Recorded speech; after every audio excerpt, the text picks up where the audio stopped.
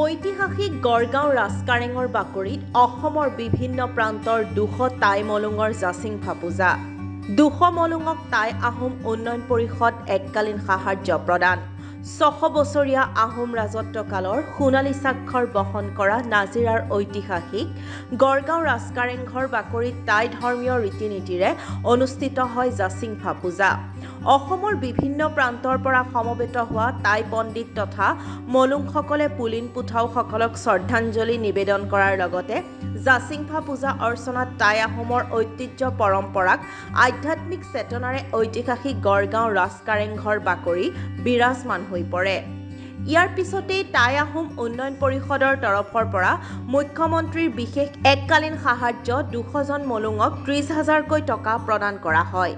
টাই আহোম উন্নয়ন পৰিষদৰ অধ্যক্ষ ময়ূৰ বৰগোহাঁয়ে সূত্ৰধৰা এই সাহায্য প্ৰদান অনুষ্ঠানত অসম চৰকাৰৰ কেবিনেট মন্ত্ৰী যোগেন মহন, যোৰহাট লোকসভা সমষ্টিৰ সাংসদ তপন কুমাৰ গগৈ, ৰাজ্যসভাৰ সাংসদ পবিত্ৰ মাৰ্ঘেৰিটা, কামাখ্যা প্ৰসাদ দাসা, সোণাৰী সমষ্টিৰ বিধায়ক ধৰ্মেশ্বৰ কোঁৱৰ, মৰাণ সমষ্টিৰ বিধায়ক চক্ৰধৰ গগৈ, শিৱসাগৰ জিলাৰ আয়ুক্ত আদিত্য বিক্ৰম যাদৱ, টাই আহোম উন্নয়ন পৰিষদৰ উপাধ্যক্ষদ্বয় ডক্টৰ মহেন্দ্ৰ বৰগোহাঁই, ৰোহিণী মোহনৰ লগতে বহুকেইজন গণ্যমান্য ব্যক্তি উপস্থিত থাকে। আমাৰ বৃহত্তৰ টাই আহোম সমাজৰ সামাজিক সাংস্কৃতিক বৌদ্ধিক উন্নয়নৰ বাবে সমাজখনে নিজে যিদৰে কাম কৰি আছে ঠিক একেধৰণেৰে দুয়োখন চৰকাৰেও এই আমাৰ জাতিটোৰ সামগ্ৰিক উন্নয়নৰ বাবে যৎপৰোনাস্তি চেষ্টা চলাই আছে। তাৰ অন্যতম এক আজি কাৰ্যক্ৰম হ'ল আমাৰ ২০০গৰাকী পৰম শ্ৰদ্ধেয় মলুঙক ৩০,০০০ টকাকৈ এক অৰিহণা সন্মান সহকাৰে আগবঢ়োৱা হৈছে। এই সন্মান এইকাৰণে আগবঢ়োৱা হৈছে পৰম্পৰাগত আমাৰ সংস্কৃতি, আমাৰ আধ্যাত্মিকতাবাদ, আমাৰ ভাষাক তেখেতসকলে যুগ যুগৰ পৰা ধৰি ৰাখিছে আৰু তেওঁলোকক এই ক্ষেত্ৰত উদগনি জনোৱাৰ লগতে বিভিন্ন গৱেষণামূলক কাম, বিভিন্ন সাংস্কৃতিক কামত তেওঁলোকে যাতে এই পুঁজি ব্যৱহাৰ কৰিব পাৰে তাৰ বাবে কৰা হৈছে। আৰু আজি আমি আছো ঐতিহ্যমণ্ডিত এই কাৰেঙত। এই চেগতে ক'ব বিচাৰিছো যে আমি বৰ আশাবাদী যে ভাৰতৰ বহু শতাধিক আবেদনৰ ভিতৰৰ পৰা মাত্ৰ এখন আবেদনক বিশ্ব ঐতিহ্য ক্ষেত্ৰৰ বাবে প্ৰধানমন্ত্ৰী নৰেন্দ্ৰ মোদীদেৱৰ নেতৃত্বত ইউনেস্কোলৈ পঠিওৱা হৈছিল। আমি সৌভাগ্যৱান যে একমাত্ৰ ভাৰতৰ মনোনয়নখন আমাৰ চৰাইদেউৰ ঐতিহ্য ক্ষেত্ৰৰ বাবে পঠিওৱা হৈছে। এতিয়া অৱশ্যে আমাৰ ওপৰত একেবাৰে নিৰ্ভৰ নকৰে, এইটো ইউনেস্কোৰ ওপৰত নিৰ্ভৰ কৰিব, কিন্তু আমি আশাবাদী আমাৰ দুয়োখন চৰকাৰৰ তৎপৰতাত আমি ঐতিহ্য ক্ষেত্ৰ পাবলৈ সক্ষম হ'ম। সেয়ে এতিয়া সেই মানে খবৰ বাবে আমি অপেক্ষা কৰি আছো। আৰু সকলোকে নমস্কাৰ। মই development committee vice chairman doctor Mahendra Borgohain. এতিয়া আপোনালোকে যিটো প্ৰশ্ন কৰিছে এইটো আমি নতুন পৰিষদখনি কাৰ্যকৰী কৰিবলৈ আমি এটা এটাকৈ আমি আৰম্ভ কৰিছোঁ। প্ৰথমে আমি আৰম্ভ কৰিলোঁ কি বুলি কয় আহোম জনগোষ্ঠীৰ পৰা যিখন মেৰিটাছ ষ্টুডেণ্ট সেইসকলক UPSC APSCৰ কাৰণে আমি 70জন ছাত্ৰ ছাত্ৰী আমি নিৰ্বাচিত কৰিছোঁ আৰু তেওঁলোকক ইতিমধ্যে পইচা পাতি দি পঠোৱা হৈছে।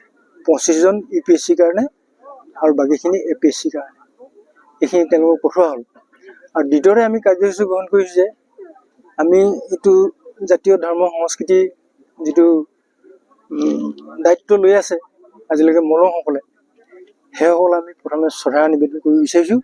সেইকাৰণে আমি পৰিষদে ২০০ জন মলুঙক আমি ৩০,০০০ টকাকৈ তেখেতসকলক দিছোঁ। তেওঁলোকে হয়তো আজীৱন তেওঁলোকে এই ধৰ্ম ৰক্ষাৰ কাৰণে, এই জাতীয় অস্তিত্বৰ কাৰণে তেওঁলোকে প্ৰচেষ্টা চলাই আহিছে।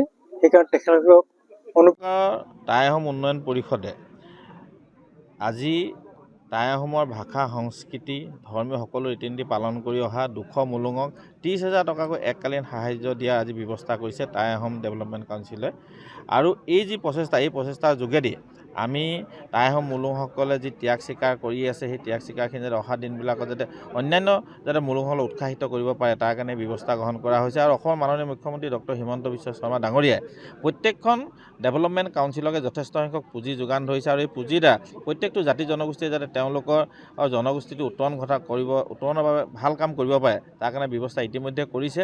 আৰু তেনে এক অংশস্বৰূপেই আজি আমি টাই আহোম ডেভেলপমেণ্ট কাউন্সিলত ২০০ মলুঙক 30,000 টকাকৈ আমি দিয়া কাৰ্যসূচী আমি গ্ৰহণ কৰিছোঁ আৰু অহা দিনবিলাকত টাই আহোম জনগোষ্ঠী উত্তৰণৰ কাৰণে আমাৰ যি কাউন্সিল আছে কাউন্সিলখনে যথেষ্টখিনি কাম কৰিব পাৰিব কিয়নো ইতিমধ্যে 2023 আৰু 24 বৰ্ষৰ কাৰণে 25 কোটি টকা আমাৰ কাউন্সিলৰ হাতত ইতিমধ্যে জমা আছে যিখিনি আমি 31 মাৰ্চ 2024ৰ আগত আমি গোটেইখিনি খৰচ কৰাৰ ব্যৱস্থা আমি ইতিমধ্যে কৰিছোঁ আৰু তাৰপিছত অসমৰ মাননীয় মুখ্যমন্ত্ৰী মহোদয়ে ইতিমধ্যে কৈছে যে কাউন্সিলখনক যিমান পইচা লাগে 100 কোটি 200 কোটি বুলি নহয় যিমান পইচা লাগে আমাক প্ৰপ'জেল দিবলৈ কৈছে সিমান তেওঁলোকে পুঁজি যোগান ধৰিব আৰু আমিও আমাৰ কাউন্সিলৰ আজি প্ৰথমখন বৈঠক আমি কাৰেংঘৰ প্ৰাংগণতে অনুষ্ঠিত হ'ব এই কাৰ্যসূচীৰ পিছতে